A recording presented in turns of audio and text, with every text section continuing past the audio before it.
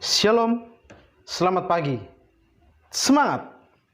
Ya, teman-teman yang dikasihi Tuhan, ya kita bersyukur kita boleh berjumpa pagi hari ini di dalam pertemuan kita dalam pembelajaran pendidikan agama Kristen, masih dengan saya Rio Noman di channel Ada Akhlak Gen, channelnya Generasi Berakhlak. Ya teman-teman, kita sudah membahas di minggu yang lalu, dalam pertemuan kita yang sebelumnya, kita sudah berbicara mengenai kasih. Kita sudah berbicara mengenai jenis-jenis kasih, ya. Dan saya percaya kalian sudah belajar itu semua. Nah, hari ini teman-teman, kita akan membahas topik yang masih menjadi kelanjutan daripada topik kita yang minggu lalu, yaitu tentang mengasihi dan menghasilkan perubahan sebagai satu ciri daripada manusia dewasa. Kali ini saya akan mengajak kita menyorot ya dari apa yang tertulis di dalam Alkitab. Bagaimana sih mengasihi yang Alkitab tuliskan? Nah, sehingga kita punya panduan sebagai manusia dewasa, kita bisa belajar mengasihi dengan benar, mengasihi dengan tepat, sehingga kita benar-benar boleh bertumbuh dalam kedewasaan yang benar. Ya, langsung saja teman-teman, hari ini saya akan mengajak kita untuk kita melihat bagaimana mengasihi itu, ya. Siapa yang menjadi objek daripada kasih manusia, atau kepada siapa objek kasih manusia itu. Nah, untuk kita berbicara mengenai topik ini, maka saya mengajak kita untuk kita melihat dari firman Tuhan yang tertulis dalam Injil Lukas pasal 10 ayat 27. Demikian bunyi firman Tuhan, jawab orang itu, kasihilah Tuhan Allahmu dengan segenap hatimu, dan dengan segenap jiwamu, dan dengan segenap kekuatanmu, dan dengan segenap akal budimu, dan kasihilah sesama manusia seperti dirimu sendiri. Ya teman-teman yang dikasihi Tuhan, dari Lukas pasal 10 ayat 27 ini menyatakan paling tidak ada 3 objek kasih manusia, ya. Yaitu yang pertama, mengasihi Tuhan Allah. Yang kedua, mengasihi sesama manusia, dan yang ketiga, mengasihi diri sendiri. Nah, 3 ini menjadi objek daripada kasih manusia. Seorang manusia yang dewasa memiliki 3 objek kasih ini. Nah, oleh karena itu mari kita lihat satu persatu apa yang dimaksud dengan objek-objek kasih ini. Nah, kita perhatikan yang pertama, objek kasih manusia yaitu mengasihi Tuhan Allah. Ya, Lukas pasal 10 ayat 27 bagian yang A itu. Ya, jadi yang pertama, objek kasih manusia adalah mengasihi Tuhan Allah. Nah, teman-teman, hal ini ya, kasih kepada Tuhan Allah merupakan sebuah perintah. Perintah yang pertama, bahkan dikatakan perintah yang terutama. Oleh karena itu, kita harus melakukan ini. Kita harus mengasihi Tuhan. Kita harus mengasihi Dia terlebih dahulu, ya, di dalam kehidupan kita. Pertanyaannya, alasannya kenapa? Apa alasannya? Kenapa kita harus mengasihi Tuhan? Nah, jawabannya adalah karena Tuhan telah terlebih dahulu mengasihi kita. Oleh karena itu, kita wajib untuk kita kembali mengasihi Allah. Ya. Dia mengasihi kita dengan kasih-Nya yang tidak terbatas. Kasih-Nya yang tidak peduli seperti apa kita, yang walaupun seperti apa kita, tapi Dia mengasihi kita. Ya, teman-teman, tentu kalian mengingat, ya, ingat ketika saya berbicara kasih Allah adalah kasih yang walaupun sekalipun kita begini, ya, Dia tetap mengasihi kita. Sekalipun kita tidak membalas kasih-Nya dengan baik, Tuhan tetap mengasihi kita. Kasih apa? Ya, benar sekali, ya, kasih agape. Ya, kasih agape. Kasih yang hanya dimiliki oleh Allah. Ya, yaitu kasih yang sempurna, kasih yang tidak terbatas, kasih yang sekalipun objek kasihnya demikian, ya, tidak bisa membalas kasihnya dengan sempurna, namun dia tetap mengasihi dengan sempurna. Itulah kasih Allah. Nah, oleh karena itu, mengapa kita harus mengasihi Allah? Karena Allah telah terlebih dahulu mengasihi kita. Nah, sekarang bagaimana caranya kita mengasihi Tuhan? Ya, bagaimana caranya? Kan Tuhan itu tidak kelihatan.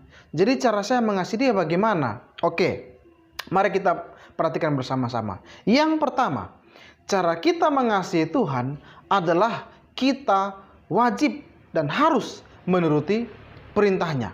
Yohanes pasal 14 ayat 15. Demikianlah firman Tuhan tertulis.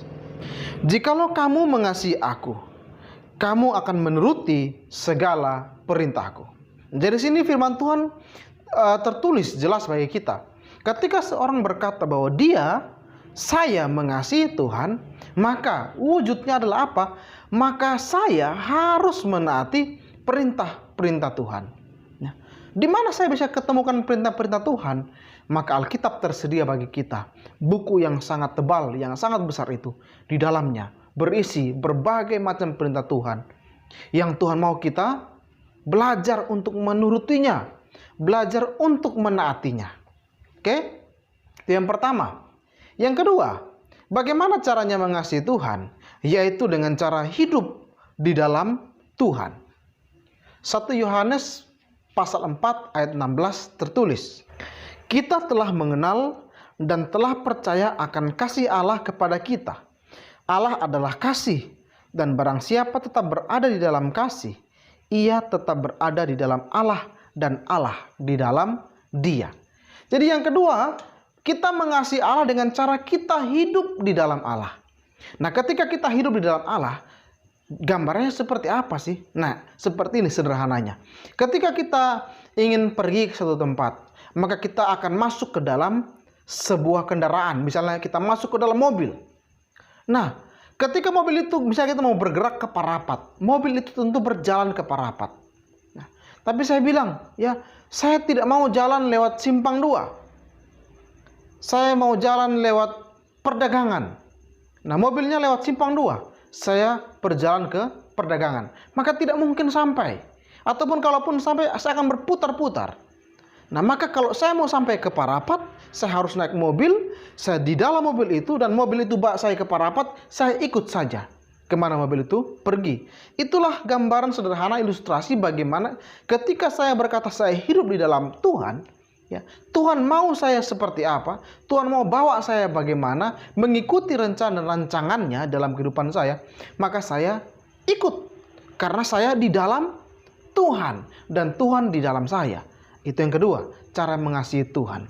Yang ketiga, cara mengasihi Tuhan adalah kita memiliki komitmen untuk setia kepada Tuhan. Ulangan pasal 6 ayat 24-25 tertulis.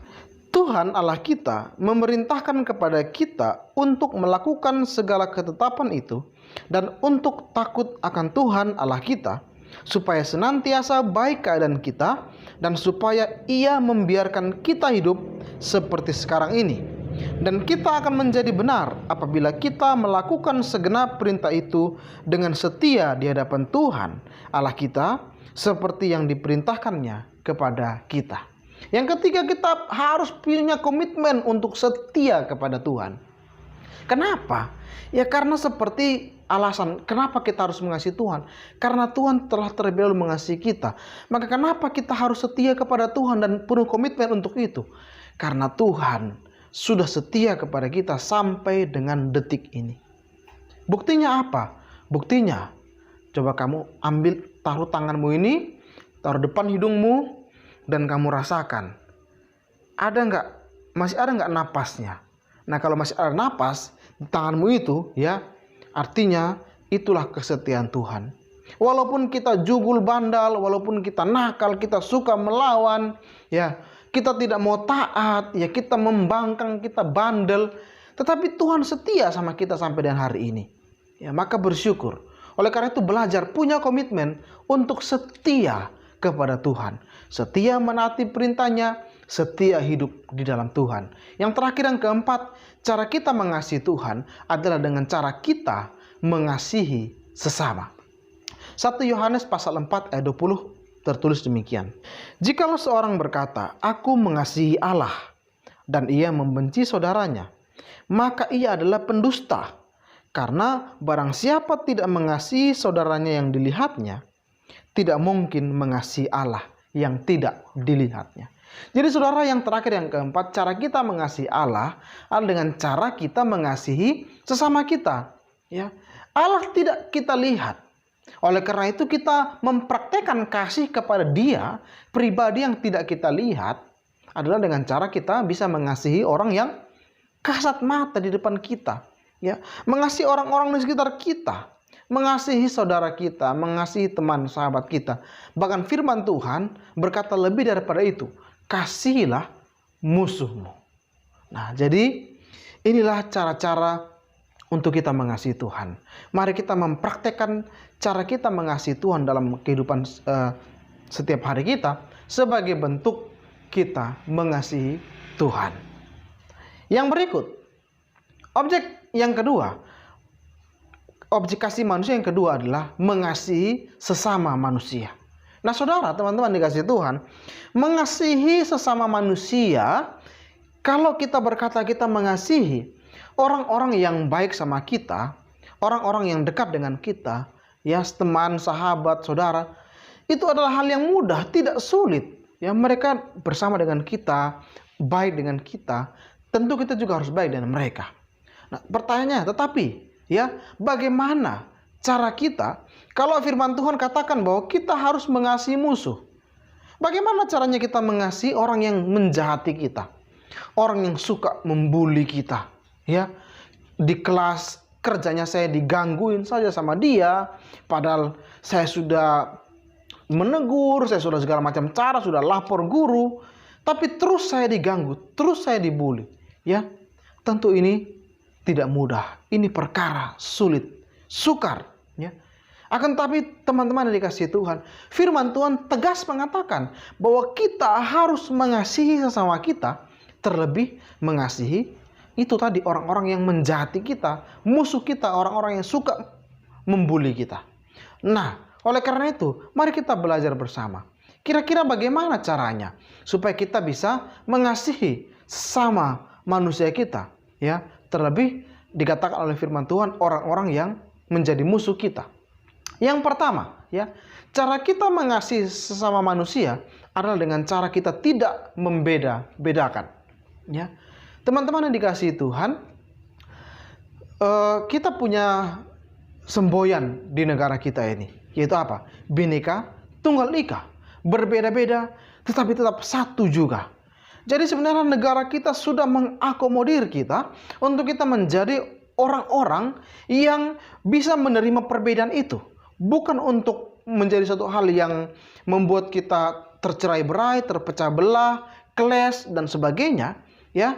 Tapi menjadi satu hal yang dari perbedaan itu menyatukan kita bagaikan kepingan-kepingan puzzle yang berbeda-beda yang disatukan menjadi satu lukisan atau gambar yang sangat luar biasa. Nah, yang kedua, cara kita mengasihi sama manusia adalah dengan cara kita memberikan kasih yang tulus, kasih yang utuh, ya. Kita bisa sabar, kita bisa belajar menghormati orang lain, menghargai, kita belajar memaafkan, kita belajar juga mengampuni orang lain, ya. Maka dari sini kita mau melihat inilah kasih yang tulus itu. Inilah kasih yang murni itu. Inilah kasih yang utuh ini. Kasih yang memang kita berikan ketika kita mau mengasihi orang, ya. Kita tulus sepenuh hati kita. Maka firman Tuhan sering memakai kata sepenuh hati, segenap hati. Artinya bulat, ya, utuh. Ya. Ketika kita mau belajar sabar kepada orang lain yang tidak mengasihi saya atau orang lain yang benci kepada saya, namun saya mau berjuang mengasihi dia, mau berjuang untuk saya dekat dengan dia, ya, maka perlu kesatuan hati, kebulatan hati dan tekad. Kita tidak bisa memberikan separuh-separuh hati. Itu satu hal yang tidak tepat, bahkan tidak benar di hadapan Tuhan. Artinya itu suatu hal yang menjadikan kita orang munafik, ya, orang yang tidak baik. Oleh karena itu kita belajar berikan kasih kita dengan hati yang tulus, murni, utuh, dan bulat. Yang ketiga, cara kita mengasihi sama manusia adalah kita mengasihi orang lain, ya, sesama kita. Bahkan orang-orang yang membenci kita, yang suka jahat, bully kita mengasihi mereka seperti kita mengasihi diri kita sendiri. Orang normal siapa sih yang tidak menyayangi dirinya sendiri? Ya. Ketika kita ingin membeli misalnya baju bagi kita, tidak mungkin kita membeli baju yang compang-camping, yang koyak-koyak, ya. Kecuali memang modenya seperti itu, tren, ya. Tren ada lubang-lubangnya, ya. Tentu ketika kita ingin membeli baju bagi kita, celana bagi kita, rok, ya, dan sebagainya, kita akan membeli yang terbaik. Ya. Kalaupun tidak yang termahal, harganya yang tidak mahal, harganya murah, tapi tentu kita beli yang bagus. Tidak mungkin kita beli, saya katakan tadi, ya, beli celana ada koyak di belakang sini, ya. Beli baju, ya, ini semua koyak begini, kan nggak mungkin. Pasti kita akan membeli yang baik. Kenapa? Karena kita sayang sama diri kita. Kita ingin tampil dan kelihatan ganteng, cantik, cakep, bagus di depan orang. Ya. Saya mengasihi diri saya sendiri. Saya ingin terlihat baik. Saya ingin diri saya itu baik. Oleh karena itu, ya, seperti itulah bagaimana saya mengasihi diri saya. Demikian juga Tuhan ingin kita memperlakukan orang lain seperti engkau mengasihi dirimu sendiri. Nah, ini yang kedua. Objek kasih yang ketiga, ya, adalah mengasihi diri sendiri. Nah, teman-teman, mengasihi diri sendiri bukan berarti saya mementingkan diri saya sendiri, ya. Tetapi mengasihi diri sendiri lebih kepada suatu pengertian bahwa saya bisa menerima diri saya sendiri. Kenapa, teman-teman, seperti ini? Karena di luar sana, ya, bahkan mungkin ada di antara kita, kalau kita mau mengevaluasi, ada orang, masih banyak orang yang belum bisa atau bahkan tidak bisa menerima dirinya sendiri. Misalnya tidak menerima fisiknya. Kenapalah hidung saya ini mancungnya ke dalam? Ya coba saya ke opa-opa Korea itu, ya. Kayak itu, ya. Artis Korea yang hidungnya mancung. Waduh, kenapa saya hitam legam seperti ini, ya, seperti papan tulis blackboard? Kenapa tidak seperti lagi-lagi kayak anggota BTS itu yang putih-putih, ya? Kenapalah tinggi saya ini semeter kotor? Kenapa saya tidak tinggi seperti artis-artis yang tinggi-tinggi, ya? Nah, kenapa begini? Kenapa begitu? Kenapa fisik saya begini? Kenapa latar belakang saya? Kenapa saya lahir tengah-tengah orang tua saya yang miskin? Kenapa saya punya saudara-saudara yang menjengkelkan? Ya, kenapa begini? Kenapa begitu? Kenapa begono? Dan seterusnya. Nah, teman-teman, objek kasih yang ketiga berbicara mengasihi diri sendiri, artinya kita belajar untuk menerima diri kita sendiri. Nah, pertanyaannya, bagaimana cara kita mengasihi diri kita sendiri? Mari kita melihat, ya, cara kita mengasihi diri sendiri yang pertama, ya, perbaiki pandangan, cara pandangmu tentang diri sendiri. Ya. Kita belajar untuk memperbaiki cara pandang terhadap diri saya sendiri. Ya. Seperti apa itu? Maka buanglah cara pandang dan penilaian negatif tentang dirimu sendiri. Ya. Kalau kamu punya pikiran-pikiran negatif seperti tadi, kenapa rambut saya begini, kenapa hidung saya begini, kenapa mulut saya begini, dan itu hal yang negatif, maka buang. Ya. Tuhan menciptakan kita positif. Tidak pernah Tuhan memberikan sesuatu yang negatif kepada manusia dalam penciptaan. Ya. Pikiran negatif, sesuatu yang negatif datang dari sibolis, dari iblis, si jahat. Maka buang segala cara pandang negatif tentang dirimu sendiri. Kemudian, ya, jangan pernah merendahkan dirimu sendiri. Ya. Walaupun saya rendah dan pendek, saya tidak mau merendahkan diri saya sendiri, kan gitu, ya. Saya harus belajar untuk saya bisa menerima diri saya sendiri dan tidak merendahkan diri sendiri. Ya.